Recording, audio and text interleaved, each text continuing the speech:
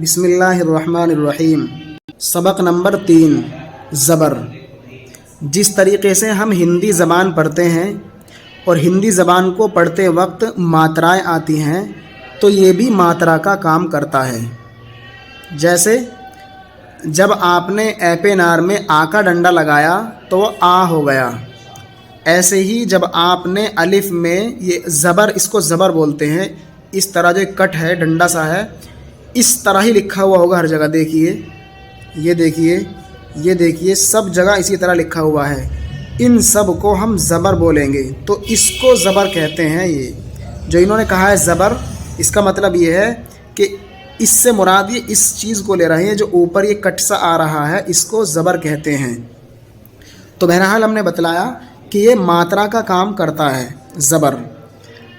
तो पहला था ये अलिफ, अब ये ज़बर लगने के बाद बन गया आ। इसी तरीके से पहले था ये बा, अब ये ज़बर लगने के बाद बन गया बा।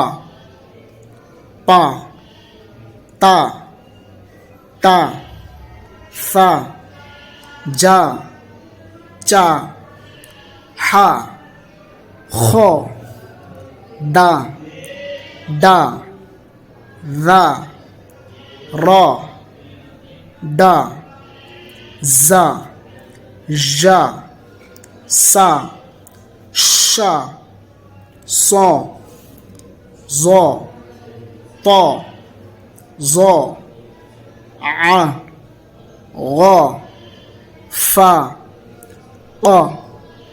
का। ये क़ा और ये भी काफ है, ये भी काफ है, लेकिन दोनों के निकालने का अलग अलग तरीक़ा है। ये तो पढ़ा जाएगा क़ा और ये का। गा, ला, मा, ना, वा, हा, आ, या। तो इस तरह हमें ये याद कर लेना है और इसको जोड़ कर अगर हम पढ़ें तो इस तरह पढ़ेंगे। अलिफ ज़बर आ, बा ज़बर बा, पा ज़बर पा, ता ज़बर ता, टा ज़बर टा, सा ज़बर सा, जीम ज़बर जा, चा ज़बर चा, हा ज़बर हा, खा ज़बर खा। तो इसी तरह नीचे तक हम पढ़ सकते हैं। आप समझ गए होंगे।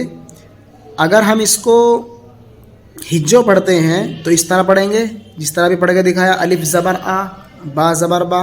और अगर रवा पढ़ेंगे तो इस तरह पढ़ेंगे आ, बा, पा, ता।